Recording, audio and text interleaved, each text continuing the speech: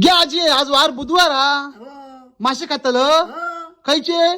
खरबे बांगडे आमच्या वेंगुर्ल्याच्या पेडणेकर आजी खरबे बांगडे खाऊक लय आवडतं. त्यासाठी मी आणि मित्र परिवार गेलो सावंतवाडी तालुक्यातील तळवडे या बाजारपेठेत. 2 ते 3 ठिकाणी माशांचं बाजार भरलेलो. जास्त न फिरता ह्या मावशीकडून 200 रुपयाचे भले मोठे 4 खरबे बांगडे घेतलो. कसले ताजे फडफडीत, आहा नाद खुळा. वाईच पुढे गेलो की पेडणेकरांची कांदा भजी गमता. आता बाजारपेठेत गेलो आणि बटाटो वडो, कांदा भजी, सामोसो ह्या घेऊन तर घराकडे जाऊकच होया.